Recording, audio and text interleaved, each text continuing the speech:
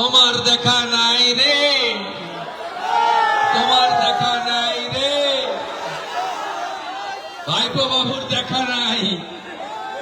তাই পুষ্পা বলেছিল ঝুঁকেগা নেহি। পুষ্পা আজকে বলছে আমি পগার পার, আমি নির্বাচনে লড়ছি না। আপনাদের শুধু বলবো এটা তৃণমূলের কৌশল, যাতে আপনারা ভাবেন যে জিতে তো গেছি, আমি ভোটটা না দিলেও চলবে। 10 বছর পরে ভোট দেওয়ার স্বাদ পেয়েছেন। 100% ভোট চাই, 3 নম্বর বোতাম টেপা চাই, পদ্ম ফুলে ভোট চাই। মুখ্যমন্ত্রী আসবে 24-এর পরে, সেচ চালু করবে, হাতে কাজ দেবে, পেটে ভাত দেবে, মাথায় ছাদ দেবে।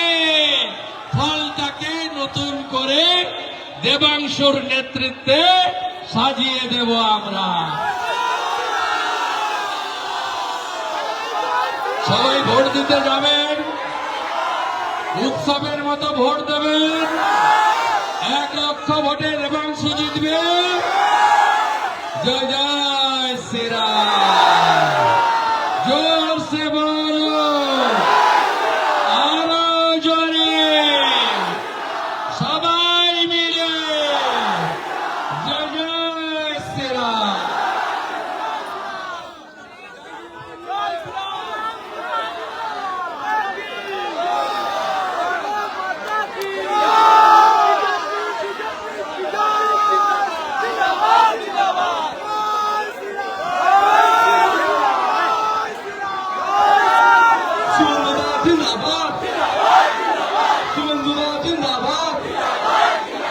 শুভেন্দুরা জিন্দাবাদ, শুভেন্দুরা জিন্দাবাদ।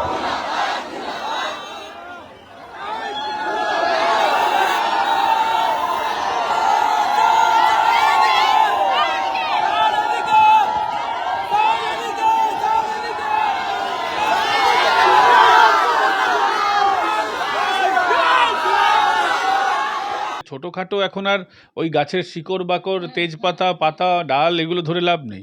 গোটা গাছের যে কাণ্ডটাকে আগে ধরতে হবে। মমতা বন্দ্যোপাধ্যায়ের কি ভূমিকা ছিল? অবশ্যই আমি আশাবাদী, কারণ আরজি করার তদন্ত যখন হবে এবং যখনই সব দুর্নীতি যখন সব বেরোবে, মমতা বন্দ্যোপাধ্যায় খুব বেশি দূর পালিয়ে বাঁচতে পারবেন না। আচ্ছা, একটা জিনিস আমাকে বলো তো, সেটা হচ্ছে যে আমি যদি তোমার বাড়ির ঠিক সামনেটা দরজায় যদি আমি ঘর করে বসে যাই, তুমি আমাকে থাকতে দেবে? লালবাজারের পুলিশের শরীরেও যে লাল রক্ত আছে সেটা তারা দেখিয়েছে।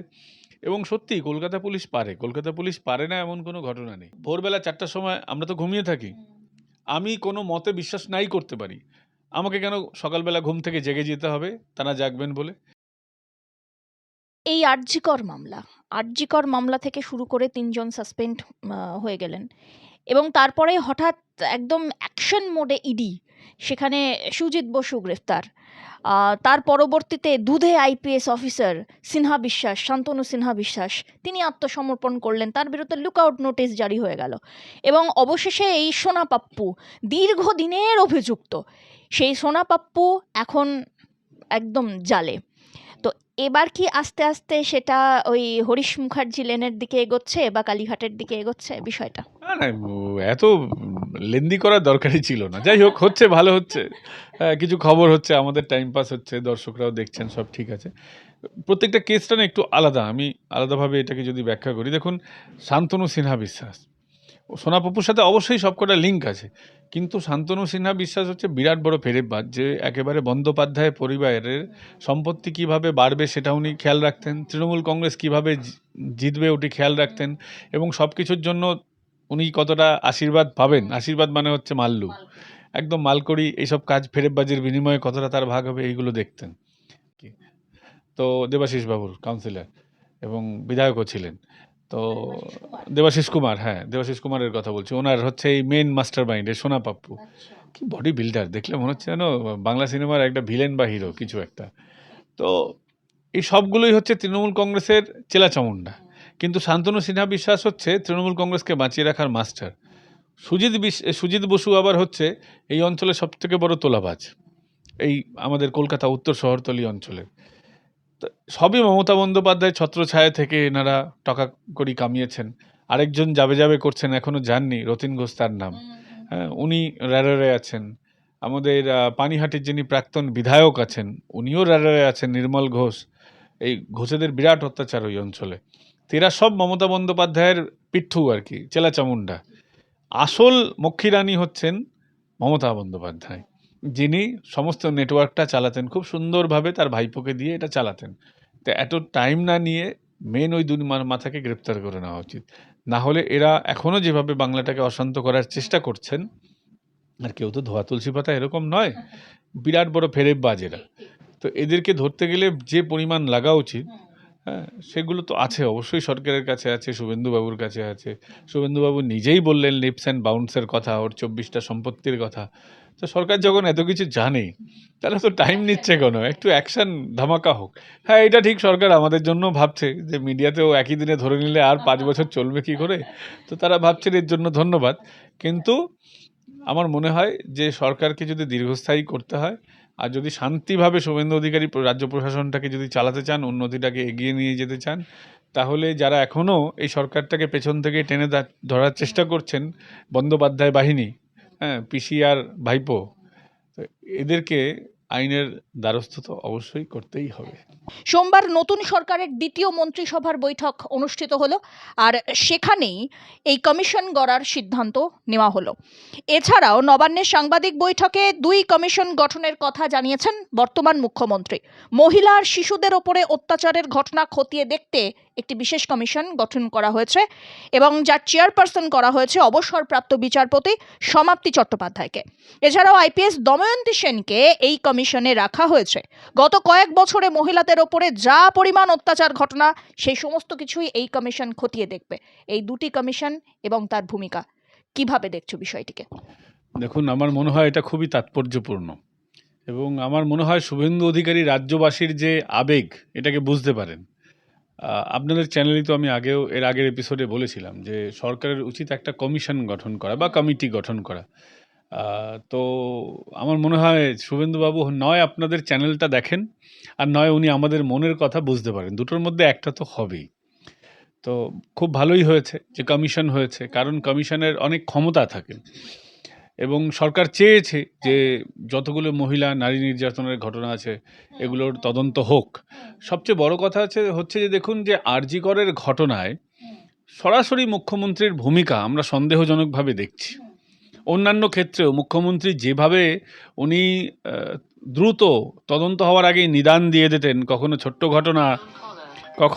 ঘটনা বলতেন, কখনো তিনি বলতেন যে গার্লফ্রেন্ড বয়ফ্রেন্ড অ্যাফেয়ার্স, কখনো বলতেন প্রেগনেন্ট ছিল কিনা, মানে সবসময় যিনি নিগৃহীতা হতেন তার বিরুদ্ধেই উনি একটা ষড়যন্ত্র করতেন, কিংবা তার বিরুদ্ধে তাকে একেবারে খারাপভাবে, যাতে সমাজে তাকেই খারাপ চোখে দেখে, তিনি এই ব্যবস্থাটা করতেন। মহিলাদের ক্ষেত্রে নির্যাতন শুধু শারীরিক যন্ত্রণা নয়, এটা একটা সামাজিক এবং বড় মানসিক যন্ত্রণা, যেটা হচ্ছে আজীবন তাকে বহন করে নিয়ে যেতে হয়। এমন এক ঘা যে কখনো শুকোয় না, হয়তো তার ব্যথা কম হয় কিন্তু ঘাটা কখনো সারে না। সেই জায়গায় মুখ্যমন্ত্রী এমন করতেন। এই কমিশন ব্যবস্থা নেবে, আমি শুভেন্দু বাবুর উপরে আশাবাদী উনি এই ব্যবস্থা নেবেন, কারণ উনি এসেই সবগুলো পরপর দেখুন, সরকার এখনো নিঃশ্বাস ফেলার, দম ফেলার সময় পায়নি।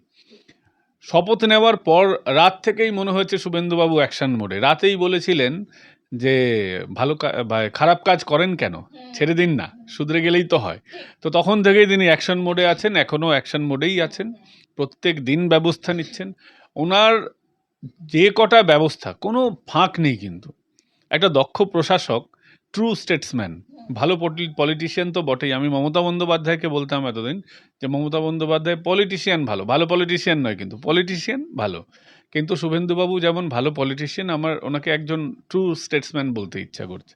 এত দ্রুত কাজ করছেন, ক্যাবিনেট এখনও এক্সপ্যান্ড হয়নি, তা সত্ত্বেও ছোট্ট ক্যাবিনেট নিয়ে কাজ করছেন, এবং যে দ্রুততার সঙ্গে কাজ করছেন। দেখুন, আপনি যেটা বললেন যে এ রাজ্যে আগের যে সরকার ছিল তাদের দুর্নীতির কথা, তার তদন্ত হবে।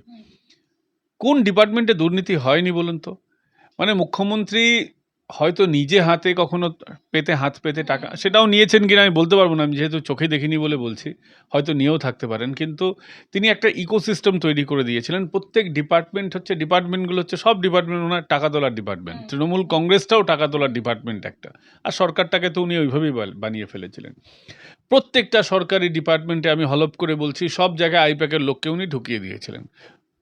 উনি ঢুকিয়েছিলেন এই কারণেই বলছি, কারণ ভাইপোর অত ক্ষমতা হতো না যদি মমতা বন্দ্যোপাধ্যায়ের গ্রিন সিগন্যাল না থাকতো। সরকার ওনার, উনি সরকারের প্রধান, ভাইপো একটা পাতি সাংসদ মাত্র। ওনাকে যদি দলের তরফ থেকে প্রমোট না করা হতো উনি পারতেন না। তো এই আইপ্যাক যেটা ভাইপোর দিকে ঘুরিয়ে দেওয়া হয়, এটা কিন্তু মমতার কাজ, পুরোটাই মমতারই ছলনা। ওনার প্রত্যেকটা ডিপার্টমেন্টে আইপ্যাকের লোক ঢুকিয়ে দিয়েছেন। যে ডিপার্টমেন্টে যেমন টেন্ডার হচ্ছে, নতুন কাজ হচ্ছে, সেখান থেকে কে কত টাকা খাবে, এইগুলো যে উনি পুরোটা ওনার নেতৃত্বে যেটা হয়েছে অবশ্যই তদন্ত করে দেখা দরকার।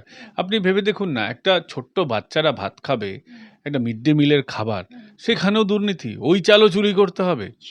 মিড ডে মিল থেকে শুরু করে যত সরকারি টাকা সব জায়গায় নয়ছয় হয়েছে। এই সরকার কি করেছে, স্কুলের যে দৈনন্দিন খরচের যে টাকা সেটাকে 25% করে নামিয়ে 25%-এ নিয়ে এসেছিল, আর মেলা মৎসবের জন্য প্রচুর টাকা। মানে সরকার চাইছিল যে রাজ্যটা উচ্ছন্নে চলে যাক। আজকে সিপিএমকে আমরা এত খারাপ বলি, সিপিএম খুব ধোয়া তুলসী পাতা, আমি কথা বলছি না, সিপিএম অবশ্যই খারাপ, কিন্তু সিপিএম 34 বছরে 2 লক্ষ কোটি ঋণ রেখে গেছিল। আর মমতা বন্দ্যোপাধ্যায় আমাদের উপহার দিয়েছেন 15 বছরে প্রায় 8 লক্ষ কোটি টাকা ঋণ, আমাদের প্রত্যেকের মাথায় প্রায় 80,000 টাকার দেনা, যেটা আমরা অনেকেই হয়তো দিতেও পারবো না। তো সেই জায়গায় দাঁড়িয়ে অবশ্যই তদন্ত হওয়া দরকার। এবং মমতা বন্দ্যোপাধ্যায়ের ভূমিকাটা কি, মানে ছোটোখাটো এখন আর ওই গাছের শিকড় বাকড়, তেজপাতা, পাতা, ডাল এগুলো ধরে লাভ নেই, গোটা গাছের যে কাণ্ডটাকে আগে ধরতে হবে। মমতা বন্দ্যোপাধ্যায়ের কি ভূমিকা ছিল, অবশ্যই আমি আশাবাদী, কারণ আরজি করার তদন্ত যখন হবে এবং যখন এই সব দুর্নীতি যখন সব বেরোবে, মমতা বন্দ্যোপাধ্যায় খুব বেশি দূর পালিয়ে বাঁচতে পারবেন না। দাদা, এবার একটু রাজ্যের বর্তমান পরিস্থিতির প্রেক্ষিতে কয়েকটি প্রশ্নতে আসা যাক। আমরা দেখলাম যে যেরকম ইউপিতে আমরা সচরাচর দেখে এসেছি যে বুলডোজার নীতি, সেই বুলডোজার নীতি বাংলাতেও কার্যকর হতে শুরু করে দিয়েছে ইতিমধ্যে। প্রথমে একটু স্টেশনের দিকে একটু নজর ফেরাতেই হচ্ছে। হাওড়া থেকে শিয়ালদা, এই সমস্ত স্টেশনগুলিতে যারা একাধিক এরকম বেআইনিভাবে দখল করে আর কি বসেছিলেন, তাদেরকে উঠিয়ে দেওয়া হলো। বালি স্টেশনের নিকটবর্তী যে লম্বা জায়গাটি, যেখান থেকে বালি স্টেশন থেকে হল্ট পর্যন্ত যাওয়া যায়, সেখানেও আশেপাশে গজিয়ে ওঠা এরকম ধরনের অবৈধ যারা হকারি করতেন আর কি এবং নির্মাণ, সেগুলোকে ভেঙে গুঁড়িয়ে দেওয়া হলো। এটিকে কতটা ইতিবাচক হিসাবে রাজ্যের জন্য দেখছো? আচ্ছা, একটা জিনিস আমাকে বলো তো, সেটা হচ্ছে যে আমি যদি তোমার বাড়ির ঠিক সামনেটা দরজায় যদি আমি ঘর করে বসে যাই, তুমি আমাকে থাকতে দেবে? কেউ আমরা থাকতে দেবো আমার বাড়িতেই? বা আমার বাড়ির সামনেই কেউ যদি মনে করলো আমার থাকার ইচ্ছে হলো, সে ঘর বেঁধে বসলো। এবার এইগুলো হচ্ছে সেন্ট্রাল গভর্নমেন্টের প্রপার্টি, যেখান থেকে প্রত্যেক দিন লক্ষ লক্ষ মানুষ যাতায়াত করেন, সেটা বালি স্টেশনই হোক, শিয়ালদা হোক, বা যে কোনো স্টেশন হোক, বা হাওড়া হতে পারে, বা কলকাতার আমাদের চিতপুর স্টেশনই হতে পারে। এইগুলো তো তৈরি করা হচ্ছে যারা দৈনন্দিন যাতায়াত করবেন, নিত্যযাত্রীদের জন্য। এটা তো ব্যবসা করার জন্য তৈরি করা হয়নি, এটা তো কোনো ব্যবসায়িক স্পট ছিল না। তো সেখানে যদি কেউ মনে করে আমরা এখানে দখল করে নেব, এই দখলদারি নীতি কতদিন চলবে? মানুষের ব্যবসা করার জন্য বাজার আছে না, আপনি যান না, আপনাকে ব্যবসা করতে গেলে তো ইনভেস্ট করতে হয়। এই জন্য আপনারা সংবাদ মাধ্যম তৈরি করেছেন, আপনাদের সংবাদ মাধ্যমের জন্য আপনাদের যে অ্যাপারেটাস, এই বুমটা তো কিনতে হয়েছে, কেউ তো দয়া দাক্ষিণ্যে দেয়নি, মোবাইলটা কিনতে হয়েছে। অনেক অ্যাপারেটাসের যন্ত্রাংশ যেগুলো সাধারণ মানুষ হয়তো দেখতে পান না, কম্পিউটার, একটা বিরাট সেটআপের প্রয়োজন হয়, লক্ষ লক্ষ টাকা ইনভেস্ট করতে হয়। তো আপনি দখল করে নেবেন খোলা জায়গা আছে বলে? এই দখল নীতি যেটা সিপিএমের সময় থেকে শুরু হয়েছিল, এটা বন্ধ হওয়া ভীষণ দরকার। এবং সরকার এটা খুব ভালো সিদ্ধান্ত নিয়েছে। এটা বুলডোজার নীতি না, এটা হচ্ছে জঞ্জাল অপসারণ নীতি আমি মনে করি। এই যে জঞ্জালগুলো ছিল, শুভেন্দুবাবুর সরকার বা প্রথম বিজেপি সরকার এই জঞ্জালটা অপসারণ করছে। এবং তাতে কি বাধা আমি দেখতে পাচ্ছি, একদম ধর্মীয় স্লোগান দিয়ে নারায়ে তাকবীর বলে মহিলাদের এগিয়ে দেওয়া হচ্ছে। আপনি ভাবুন তো কতটা ভয়ঙ্কর। এরা প্ল্যান মাফিক একটা ন্যারেটিভ তৈরি করার চেষ্টা করছে যে বিজেপি সরকার মানুষের উপর অত্যাচার করছে। এটা তৃণমূলের ন্যারেটিভ। আপনি যেখানে বুলডোজে, যেখানে আগুন লাগলো তপসিয়ায়, প্রচুর ইল্লিগাল ট্যানারি আছে। আপনি যাবেন পার্ক সার্কাসে, দেখবেন প্রচুর এরকম র্যাগ পিকার্সরা বসবাস করছে। লোকে 10,000 টাকার মোবাইল নিয়ে রাস্তায় শুয়ে থাকে, কিন্তু তারা ঘরবাড়ি তৈরি করে না। এটা মানসিকতাটা বোঝা যায়। এবং যেভাবে প্ল্যান্ড ওয়েতে কাশ্মীরে যেভাবে পাথরবাজি হতো, পাথর ছোড়া হতো, এখানেও মহিলাদের এগিয়ে দেওয়া হলো, স্কুলের ছাত্রছাত্রীদের এগিয়ে দেওয়া হলো। তারপর যখন বাটাম পড়লো সব দৌড়ে দৌড়ে পালালো। এর সঙ্গে আমার মনে হয় ওখানকার তৃণমূলের বিধায়ক এবং ওনার যে সুপুত্র যিনি ওখানকার কাউন্সিলর আছেন, ওরা কিন্তু এর সঙ্গে জড়িত। কারণ অনেক দিন ধরেই ওখানে, বেশ কয়েকদিন ধরে ওখানে একটা হাওয়া তৈরি করা হচ্ছিল। এবং তার আগে ফেসবুকের মাধ্যমে, হোয়াটসঅ্যাপের মাধ্যমে লোকজনকে ওই দিনকে যে গন্ডগোলটা তৈরি করা হবে, এটা কিন্তু ডাকা হবে। পুলিশের কাছে ইনফরমেশনটা আছে। এটা আমার মুখের কথা না, পুলিশের কাছ থেকেই আমি ইনফরমেশনটা পেয়েছি যে তারা এরকম ফেসবুক পেজ এবং হোয়াটসঅ্যাপের বেশ কয়েকটা গ্রুপ শনাক্ত করতে পেরেছেন, যেখান থেকে মানুষজনকে ডাকা হয়েছে এবং গোটা প্ল্যানটাকে অপারেট করা হয়েছে। এটা কিন্তু মানুষের সহজাত বিক্ষোভ হিসেবে যেটা দেখানো হচ্ছে সেটা কিন্তু নয়, একদম প্ল্যান্ড ওয়েতে। যেইভাবে প্ল্যান্ড ওয়েতে এনারা আসানসোলে গন্ডগোল করেছেন, মোটিভ আলাদা হতে পারে বা দেখানো হতে পারে এই কারণে করছি, সেই কারণ আলাদা হতে পারে, কিন্তু গল্পটা একই। এবং মমতা বন্দ্যোপাধ্যায় চাইছেন যে রাজ্যটাকে অশান্ত করে দেবেন, কারণ তিনি এখন চাইছেন রাষ্ট্রপতি শাসন। দীর্ঘদিন ধরেই তিনি রাষ্ট্রপতি শাসন চাইছেন। যখন থেকে তিনি বুঝতে পেরেছেন তিনি জনসমর্থন হারিয়েছেন, তারপর থেকে তিনি কিন্তু গন্ডগোলের চেষ্টা করছেন। কখনো উস্কানিমূলক মন্তব্য, ১ সেকেন্ডে ১২টা বাজিয়ে দেবে। হ্যাঁ, শুক্রবার হলেই কারো মাথা গরম হয়ে যায়। তিনি মাথা গরম করাচ্ছেন। তিনি চাইছেন ১২টা ১৩টা বাজাক। কিন্তু এখন শুভেন্দুবাবু বলে দিয়েছেন নিয়ম মাফিক কাজ হবে এবং পুলিশের পাশে দাঁড়িয়ে বলে দিয়েছেন যা অ্যাকশন নিতে হয় নিন। এখন বিএনএস আছে, যা পুলিশের অ্যাকশন নেওয়ার হয় নিন। এরকম গন্ডগোল যারা করেছেন তাদেরকেও তিনি হুঁশিয়ারি দিয়ে বলেছেন বন্ধ করুন, নালে কিন্তু খবর আছে। আর খবর তো হয়েইছে, আপনি তো দেখেছেন কি সুন্দর করে কলার ধরে ধরে তোলা হয়েছে। এবং তুলে তো পুলিশ, যা শুনেছি তাদের যেভাবে জামাই আদর খাতির যত্ন করেছে, ওরা অনেকদিন মনে রাখবে কিন্তু। দাদা, এবারে একটু কলকাতা পুলিশ এবং রাজ্য পুলিশের প্রসঙ্গে আসা যাক। পূর্বতন সরকারের ক্ষেত্রে তুমি তোমার নিজস্ব প্ল্যাটফর্মেও একাধিকবার বলেছো যে পুলিশ দলদাসে পরিণত হয়েছে, পুলিশ চটিচাটা। এই যে এই চটিচাটা তকমাটা পুলিশের সঙ্গে কোথাও না কোথাও অঙ্গাঙ্গিভাবে জড়িত হয়ে গিয়েছিল। পুলিশের ভূমিকা আমরা বারবার দেখেছি, কি আরজিকর কিংবা বিভিন্ন জায়গায় নিষ্ক্রিয়তা। এবং সেখানে দাঁড়িয়ে এই যে নতুন সরকার আসার পর একদম ফেজ 2 পুলিশ 2.0 ক্ষেত্রে আর কি ধরা দেওয়া গেল আর কি। এবং সেখানে দেখা যাচ্ছে যে পুলিশ চাইলে কি না পারে এই কথাটার প্রমাণ তারা করে দেখালেন। পক সার্কাস এবং সেখানকার এই দাঙ্গাবাজি মাত্র 10 মিনিটের মধ্যে ঠান্ডা। গোটা এলাকায় একটি টু শব্দ নেই, শান্তি বিরাজ করছে। অত্যন্ত প্রিয় সাংবাদিক ময়ূকদার একটি কথা, সেটা হচ্ছে এতদিন বাদে কোথাও না কোথাও যেন লালবাজারের সেই সাদা রংটা আরও উজ্জ্বলভাবে ধরা দিল। তো এই যে এই ভূমিকায় মুখ্যমন্ত্রী তথা বর্তমান পুলিশ মন্ত্রী শুভেন্দু অধিকারীর ভূমিকা, এই বিষয়টাকে নিয়ে কি বলবে? এরা অনেক পুরনো ছবি আছে টিকিয়াপাড়ার, ওই একটা উড়ন্ত লুঙ্গি পুলিশকে পেছন থেকে লাথি মারছে। তারপরের দিন পুলিশ গিয়েছিল ওখানে ফল বিতরণ করতে এবং শান্তি শৃঙ্খলা রক্ষার জন্য পুলিশ নয়, ওখানকার যে সম্প্রদায় হামলা করেছিল সেই সম্প্রদায় ওখানে শান্তি মিছিল বের করেছিল শান্তি রক্ষার্থে। তো সেই দিন একটা দিন এবং আজকের একটা দিন যে পুলিশ ঠান্ডা করছে, তারপরেও কোনো রকম প্রতিবাদ নেই। তো এটার ভীষণ দরকার ছিল যে এই পুলিশ, এখন দেখো একটা সময় কলকাতা পুলিশকে স্কটল্যান্ড ইয়ার্ডের সঙ্গে তুলনা করা হতো। হ্যাঁ, কলকাতা পুলিশকে মনে করা হতো one of the finest investigating agency বা শান্তি শৃঙ্খলা রক্ষা বাহিনী। সেখান থেকে মমতা বন্দ্যোপাধ্যায় এটাকে একটা মানে কি বলবো, মানে ভয় পাওয়া বাহিনীতে পরিণত করেছিলেন।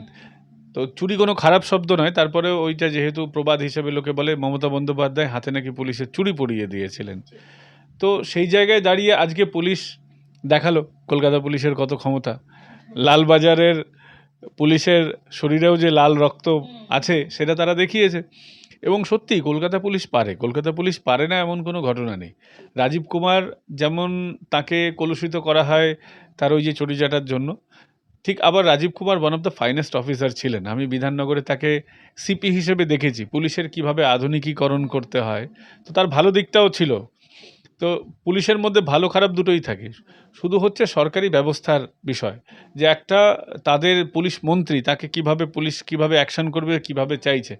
আজকে নরেন্দ্র মোদী ক্ষমতায় আসার পর যখন তিনি সীমান্তরক্ষী বাহিনীকে বা আর্মিকে পরিষ্কার অর্ডার দিলেন যে যা করা উচিত, যেমনভাবে করা উচিত, আপনারাই নিজেদের অর্ডার নিজেরাই করবেন, তার জন্য পিএমওর কাছে পারমিশন লাগবে না গুলি চালানোর জন্য। তা আজকে শুভেন্দু অধিকারী যখন বলছেন পুলিশকে যে পুলিশ তুমি তোমার কাজ তুমি নিজেই করো, আমার জন্য অপেক্ষা করতে হবে না, ফোন করতে হবে না যে ম্যাডাম, বা এখন তো ম্যাডাম নেই, এখন তো স্যার, স্যার আমি ফাইলের তলায় লুকাবো না টেবিলের তলায় লুকাবো, প্রশ্ন করতে হবে না। তুমি প্রয়োজনে লাঠি চালাও, প্রয়োজনে মারো, প্রয়োজনে তুলে নিয়ে আসো, প্রয়োজন হলে হয়তো এনকাউন্টারও হবে, তো এটা করো। রাজ্যে শান্তি শৃঙ্খলা পুলিশের এর জন্য কেন সে বারবার নেতা মন্ত্রীদের দিকে তাকিয়ে থাকতে হবে? পুলিশকে চটিচাটা এই কারণেই শুনতে হতো, সব পুলিশ খারাপ নয় আমি আবারও বলছি, কিন্তু এই কারণেই শুনতে হতো কারণ পুলিশ সত্যিই চটিটা চাটতো। কেন চাটতো? পুলিশ ভাবতো যে আজীবন হয়তো মমতাই থাকবে। পুলিশ এই কারণে করতো কারণ তাদের ওই থানায় অন্যান্য জায়গা থেকে যে কালেকশনটা আসতো সেই কালেকশনের ভয়ে পুলিশ চটি চাটতো। আজকে সেই কালেকশনের ভয় উঠে গেছে। শুভেন্দু অধিকারী হচ্ছেন ওই প্রধানমন্ত্রী নরেন্দ্র মোদীর মতো, না খাউঙ্গা না খানে দুঙ্গা, তার খাওয়ার প্রয়োজন নেই, তিনি তার ব্যবসা থেকে যা উপার্জন করেন তার আগামী 10 প্রজন্ম চলে যাবে। তো তার সরকারি সিস্টেম থেকে কালেকশন করতে হবে, শুভেন্দু অধিকারীর তো সেই প্রয়োজনীয়তাটা নেই। তাই তিনি পুলিশকে বলেছেন যে আপনারা একদম অ্যাকশান নিন, ওইসব কালেকশন ভুলে যান, কালেকশন ছাড়ুন, অ্যাকশানে আসুন। তাই পুলিশ অ্যাকশন করে দেখালো তো কালকে যে কিভাবে অ্যাকশন করতে হয়। অ্যাকশন করার পরে খাপ করে তুলে ধরে নিয়ে আসতে হয়, শুধু মেরে ধরে ছেড়ে দেয়নি, তুলেছে, কেস হয়েছে। এবং যেমন হরগোবিন্দ দাস চন্দন দাসের সময় যেভাবে ওই দাঙ্গার মামলা হয়েছিল, লোকগুলো অ্যারেস্ট হয়েছে কিন্তু মমতা বন্দ্যোপাধ্যায় পাশে দাঁড়ায়নি, ঠিক সেরকমই এই যে কালকে যারা দাঙ্গা করলেন তাদের যখন 5 বছর 7 বছরের জেল হবে, এই মমতা বন্দ্যোপাধ্যায় উস্কে দিয়েছেন, বাঁচাতে কিন্তু আসবেন না। ওই যে যারা বলেন না মমতা বন্দ্যোপাধ্যায় মুসলমানদের তেজপাতার মতন ব্যবহার করেন, প্রয়োজনে ব্যবহার করেন, ছুঁড়ে ফেলে দেন, এটা খুব সত্যি কথা। এবং একই সঙ্গে আমরা দেখতে পেলাম কি কড়া বার্তা মুখ্যমন্ত্রী তথা পুলিশ মন্ত্রী শুভেন্দু অধিকারীর। তিনি বললেন কি যে কোনো আইন রক্ষকের গায়ে হাত দেওয়া যাবে না, যদি তাদের গায়ে একটি আঁচড় পর্যন্ত লাগানো হয় তাহলে আমি মুখ্যমন্ত্রী এবং তথা পুলিশ মন্ত্রী হিসাবে যত দূর যেতে হয় তত দূর যাব, আমার থেকে খারাপ আর কোনো পুলিশ মন্ত্রী হবেন না। এবং এছাড়াও তিনি বলেছেন যে এই প্রত্যেক কথায় কথায় পুলিশকে ধরে মারধর করা বা এরকম ধরনের বিষয় এখন থেকে আর করা যাবে না, পুলিশ মার খেয়ে চলে আসবে, লুকিয়ে পড়বে, এটা আর হবে না। এই ব্যাপারটা কতটা ইতিবাচক? দেখো, অবশ্যই ইতিবাচক। পুলিশের কাছে বন্দুক থাকে, মানুষ তো অস্ত্র দেখলে ভয় পায়, কারো হাতে লাঠি থাকলেও তো আমরা তার সঙ্গে পাঙ্গা নিতে যাই না। আর পুলিশের কোমরে বন্দুক, হাতে এত বড় বড় রাইফেল, অগ্নেয়াস্ত্র, তারপর এত প্রভূত ক্ষমতা, একটা পুলিশ চাইলে একটা কেসে কিন্তু জীবন নষ্ট করে দিতে পারে। তো তারপরে সেই লোকগুলোকে কেউ ভয় পাচ্ছে না, কারণটা কি? মমতা বন্দ্যোপাধ্যায় ওভাবেই তাদেরকে তৈরি করে দিয়েছিলেন। ক্ষমতায় আসার পর মমতা বন্দ্যোপাধ্যায় এই পুলিশকে দিয়ে মেলা ঠেলা করাতেন, পুলিশকে দিয়ে মিছিল করাতেন, সচেতনতা অভিযান। খারাপ না এগুলো, কিন্তু সেইগুলো হচ্ছে পুলিশের তো আসল কাজ নয়। আসল কাজ থেকে পুলিশকে বিচ্যুত করে দিয়েছিলেন।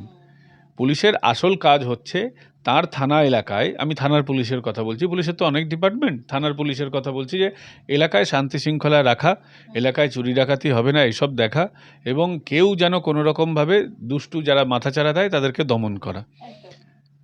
দমন করবে কি করে? সেই সমস্ত সিপিএমের দুষ্টু লোকগুলোই তো মমতা বন্দ্যোপাধ্যায়ের মঞ্চ আলো করে রাখতো। আজকে সুজিত বোস সিপিএমের সময় সব থেকে ওয়ান অফ দ্য বড় গুন্ডা, সুভাষ চক্রবর্তীর, তাকে মমতা বন্দ্যোপাধ্যায় মন্ত্রী বানিয়েছিলেন। আমাদের এখানেই দমদমে নাভাস মালাকার বলে এক বিরাট বড় গুন্ডা ছিল, দুর্ভাগ্যবশত ও আমার বন্ধুও হতো, সাংবাদিকদের অনেকের সাথে সম্পর্ক রাখতে হয়। তো এই মমতা বন্দ্যোপাধ্যায়ের আমলে ওই গুন্ডা নাভাস মালাকার, এখন সে প্রয়াত হয়েছে, তাকে সিআইসি সদস্য করা হয়েছিল পুরসভায়, কাউন্সিলর এবং সিআইসি। আমি যেখানে বসে আছি সেখানে একজন বিধান বিশ্বাস বলে এক নেতা আছে, প্রচুর সোনাদানা পড়ে, কোথা থেকে পড়ে সেটা তদন্ত হবে বলে। সেই বিধান বিশ্বাস হচ্ছে এই এলাকার পুরসভার পুরপ্রধান। এরকম সমস্ত জায়গায় আপনি দেখুন যারা নেতা তারা তো আসলে গুন্ডা। মমতা বন্দ্যোপাধ্যায় গুন্ডাদের নেতা বানিয়ে দিয়েছিলেন। সিপিএমের সময় নেতারা গুন্ডাদের ব্যবহার করতো রাজনীতির সময়, আবার কাজ হয়ে গেলে ঠিক সময় খরচাও করে দিত, কিন্তু মমতা বন্দ্যোপাধ্যায়দের পুষে রেখেছেন। এবার এর ফলে গোটা সমাজটা নষ্ট হয়ে গেছে, গোটা সমাজ ব্যবস্থায় ক্ষতি হয়েছে। এই আজকে তো এটার তো পতন হওয়াটা মানে জরুরি ছিল। আজকে এই দেখুন এখন সবটাই বদল হয়েছে। আজকে সব গুন্ডারা, যারা গুন্ডা নেতা ছিল, গ্যারেজ হয়ে গেছে। আজকে পুলিশের সাহস দেখুন। এবং শুভেন্দু অধিকারীর এই ভোকাল টনিক, জামাত থেকে বেশি কেউ খারাপ হবে না। সামনের দিনে দেখুন কেউ দাঙ্গা করার সাহস পাবে না, এই যে জমায়েতও হবে না।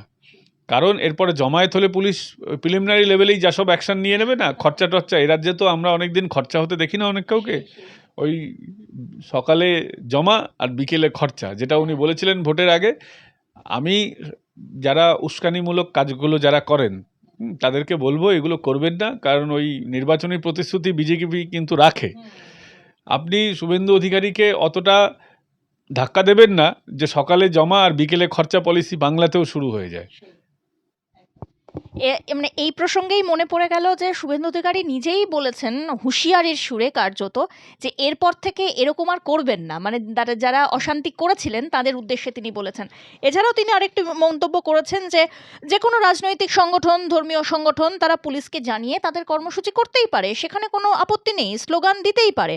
কিন্তু কাশ্মীরে, শ্রীনগরে পুলিশকে যেভাবে পাথর ছোড়া হয়েছিল একদা, সেই পাথর ছোড়া বর্তমানে বন্ধ হয়ে গিয়েছে। এবং একই সঙ্গে তিনি উল্লেখ করেন বাংলাতেও পাথর ছোড়া বন্ধ হয়ে যাবে পুলিশের ওপরে। এবং সঙ্গে সঙ্গে পার্ক সার্কাসের যে ঘটনা, সেই ঘটনাকে তিনি উদ্দেশ্য প্রণোদিতভাবেও আখ্যায়িত করেছেন। কিভাবে দেখছো ব্যাপারটা? না, অবশ্যই উদ্দেশ্য প্রণোদিত বটেই। আমি তো ওটাই বলছিলাম, উদ্দেশ্য অবশ্যই ছিল এবং প্রণোদিতও ছিল, পুরোটাই ছিল। আমি নাম করে বলছি, কসবার বিধায়কের এই বিষয়ে ইনভলভমেন্ট খতিয়ে দেখা হোক, পুলিশকে আমি আবেদন করছি। তার ছেলের ভূমিকা খতিয়ে দেখা হোক, যে সমস্ত ফেসবুক অ্যাকাউন্টের মাধ্যমে এই জমায়েত করার জন্য আবেদন করা হয়েছিল, যেই সমস্ত মোবাইলগুলো থেকে ভিডিও কল করে, ফেসবুক লাইভ করে বিভিন্ন জায়গা থেকে জমায়েত করা হয়েছিল, এগুলো খতিয়ে দেখা হোক। কারণ এরা বাংলাকে অশান্ত করতে চাইছে। এরা চাইছে বাংলায় একটা অশান্তি হোক। নতুন সরকার তৈরি হয়েছে, সরকার এখনও পুরোদমে কাজ শুরু করতে পারেনি। ইটস আ হাই টাইম বাংলাকে অশান্ত করার। এবং হোক, তারা এখানে প্রমাণ করুক যে মমতা বন্দ্যোপাধ্যায়ের সময় সবথেকে বেশি পশ্চিমবঙ্গ সেফ হ্যান্ডসে ছিল। তারা এই ন্যারেটিভটা তৈরি করতে চাইছে এবং এর জন্যই এই সমাজে মুসলিম শ্রেণীকে ব্যবহার করা হচ্ছে, বিভিন্ন জায়গায় তাদেরকে ব্যবহার করা হচ্ছে এবং তারাও ব্যবহার হচ্ছেন, তারাও চাইছেন ব্যবহার হতে। কারণ তাদের এতদিন ধরে অভ্যাস ছিল না, যে সরকারের সময় তো দুধে ভাতে ছিলেন, তো তারা এতদিন সরকারকেও ব্যবহার করেছেন। তারা চাইছেন যে এতদিন তারা যা চাইতেন সেটাই হতো, যা অন্যায় আবদার করতেন হয়ে যেত, যেমন খুশি করতেন তদন্ত হতো না বিশেষ বিশেষ ক্ষেত্রে, এবং মুখ্যমন্ত্রীর সমর্থন পেতেন গুন্ডাগর্দি করার সময়। বুঝতে হবে তো, এখন বিজেপি সরকার চলে এসছে, এই গুন্ডারা চলবে না। আমরা আগেকার সরকারের যারা নেতামন্ত্রী ছিলেন তাদেরকে বলতে শুনতাম, আমরা বাংলাকে ইউপি বিহার হতে দেব না। আর ইউপি বিহার হতে দেবেন না ঠিক আছে, কিন্তু ইউপি বিহারে যে সিস্টেমটা চলতো এটা এখানেও চলবে। ইউপি বিহারেও সকালে জমা বিকেলে খরচ হয়, তার জন্যই ইউপি বিহারে শান্ত আছে। আর যারা গুন্ডাগর্দি এখানে করছেন, সকালে জমা বিকেলে খরচ, এরকম যদি শুরু হয়ে যায় আপনারা প্রাণে বাঁচতে পারবেন না। এখন থেকে বন্ধ করে দিন। শুভেন্দুবাবু বলেছেন না, বন্ধ করে দিন। সত্যি তো, আপনি বলুন তো, ভোরবেলা 4টার সময় আমরা তো ঘুমিয়ে থাকি। আমি কোনো মতে বিশ্বাস নাই করতে পারি, আমাকে কেন সকালবেলা ঘুম থেকে জেগে যেতে হবে তারা জাগবেন বলে? মাইকে যেভাবে চিৎকার হয়, আমি বিশ্বাস করি না ভাই তোমার সিস্টেমে, তা আমাকেও কেন জেগে যেতে হবে? এ দেশে কাউকে কারো ধর্ম মানতে তো বাধা দেওয়া হচ্ছে না। আপনি আপনার বাড়িতে পালন করুন, আপনার ধর্মের যে স্থান আছে, মুসলমানদের ক্ষেত্রে মসজিদ আছে, হিন্দুদের ক্ষেত্রে মন্দির আছে, খ্রিস্টানদের ক্ষেত্রে গির্জা আছে, চার্চ আছে, বৌদ্ধ জৈনদের ক্ষেত্রে তাদের ক্ষেত্রেও তাদের উপাসনালয় আছে, মঠ আছে বা উপাসনালয় রয়েছে, শিখদের ক্ষেত্রে গুরুদ্বারা রয়েছে, সেখানে যান না, কেউ তো বারণ করছে না। কিন্তু কেউ তো চোং লাগায় না। সমস্যা হচ্ছে এই চোং সিস্টেমে। চোং লাগিয়ে হঠাৎ করে সকালে আপনি আমায় জাগিয়ে দিচ্ছেন, দুপুরবেলা ভাত ঘুম দিচ্ছি জাগিয়ে দিচ্ছেন, 5বার আপনি আমায় জাগাবেন কেন? I don't believe in your system. আপনি বিশ্বাস করছেন, আপনি করুন। এই যে জোর করে চাপিয়ে দেওয়ার প্রথা, এটাকে এখন বন্ধ হবে এবং বন্ধ করবে শুভেন্দু অধিকারীর সরকার। আপনি আপনার ধর্ম পালন করুন, আপনাকে স্বাধীনতা আছে, কিন্তু আমাকে চাপিয়ে দিলে তখন আমরাও প্রতিবাদ করব।